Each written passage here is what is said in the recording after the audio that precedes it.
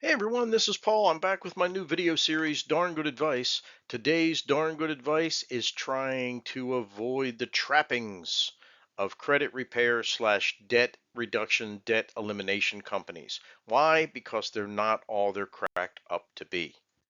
So let me start this video by saying that there is no judgment here. We're not in a judgment zone. 71% of Americans are living paycheck to paycheck. We have been convinced that if you can afford the monthly payment, then you can afford whatever it is that you've bought. And the reality is if 71% of the people are living paycheck to paycheck, you're just one unexpected expense away. You're just a couple of missed paychecks away from your financial ship sinking from underneath you. So you're not alone. And it's an easy thing to do because we've all been conditioned as consumers to think that debt is normal. And they make it so easy to keep getting more and more debt.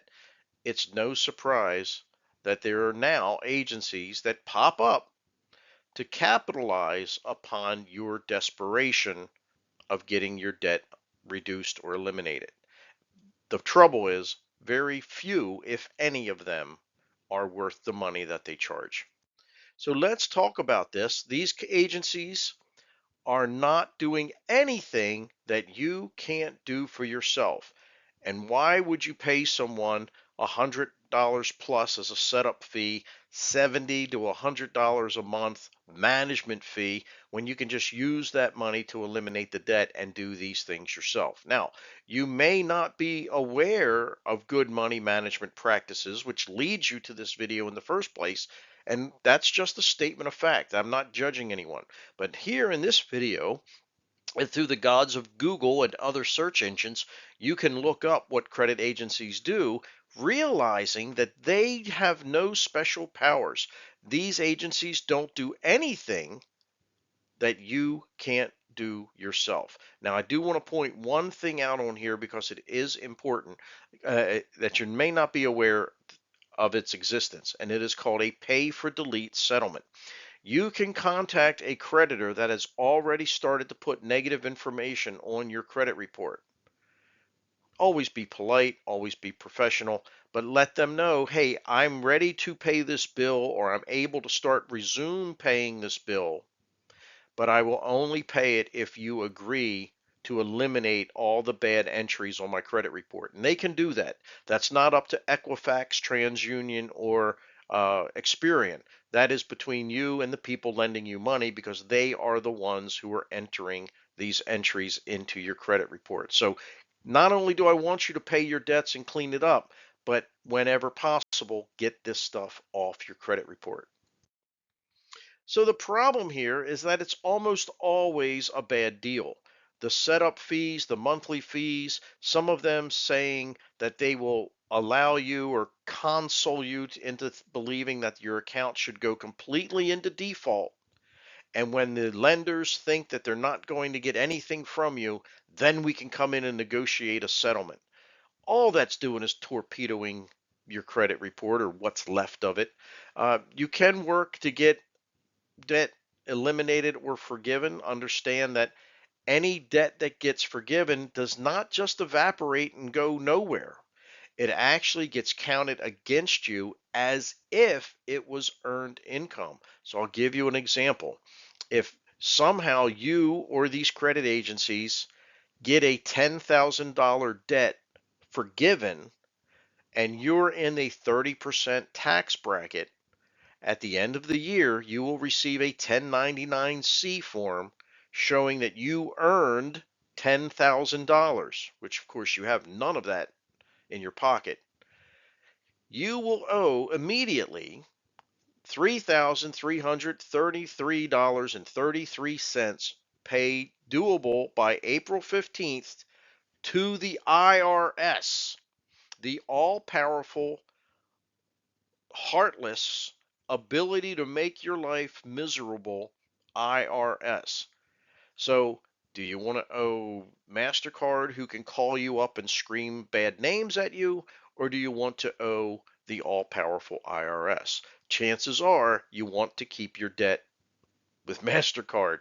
Now, Understand that there's going to be a balance there, right? Debts can be forgiven and that can be quite attractive to people, but understand that forgiven debt can count against you as income and completely change your tax dynamic. So remember what these companies are promising to do, plus their fees, plus what you owe in taxes, maybe they're not worth it. I don't think they are.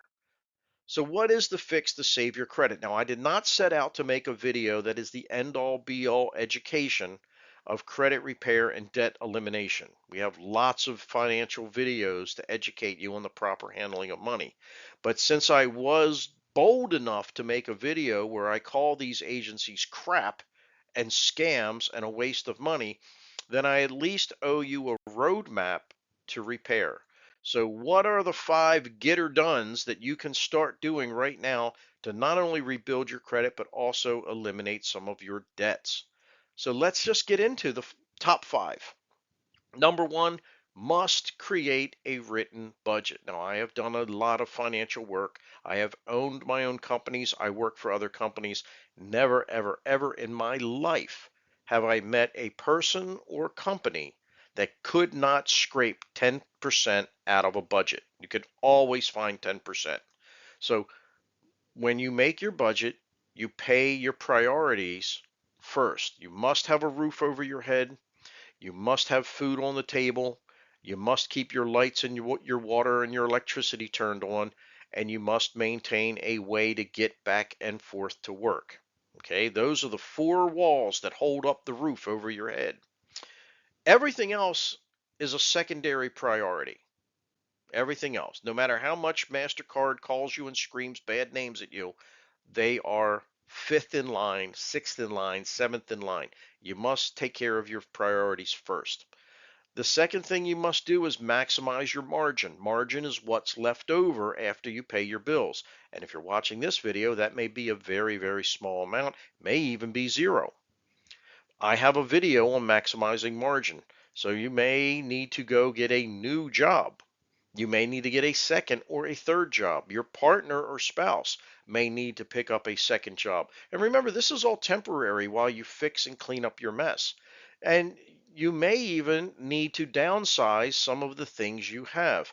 The average car payment in America today is $600 to $700. That is ridiculous that so much money would come out of your budget towards something as simple as transportation.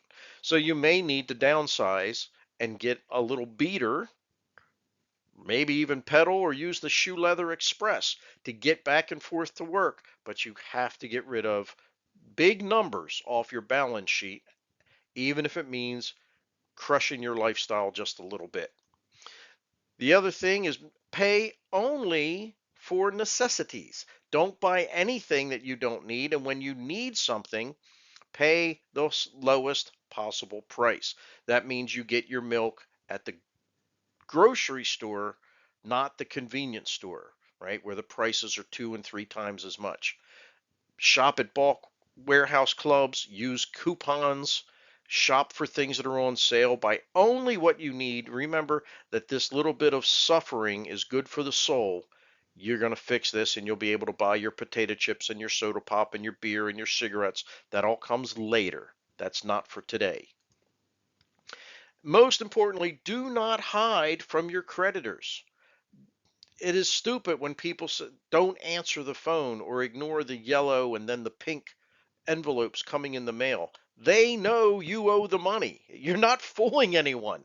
So, what you should do when you get these past due notices is proactively reach out.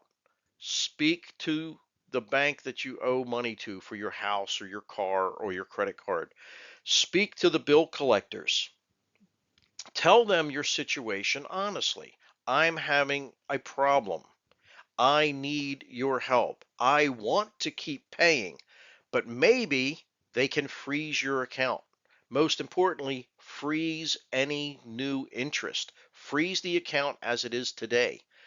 Work out negotiations like, agree to delete upon payment bad information from your credit report, etc. But work with them. They're always going to work with you if you are proactive. They have no love for you if they have to chase you down. And the other thing is consolidate and renegotiate. If you have so many minimum payments that you can't afford them anymore, you need to consolidate. Now, there are some fees for debt consolidation, but if you're at the point where you can't even make your minimum balances, a debt consolidation loan, often from an online vendor, I'll name one, I'm not endorsed by them, but lendingtree.com is a place where you can go, and many banks will call you and try to get your business. And that's nice when people want to help you. If you get a debt consolidation loan, put all of your bills together, and now you have one monthly bill, hopefully at a lower interest rate. And if necessary, stretch that payment out over X amount of years until that payment comes down to a payment that you can actually make each month on time to start getting these bill collectors off your back and start rebuilding your credit by having on time bill pays. Now, this is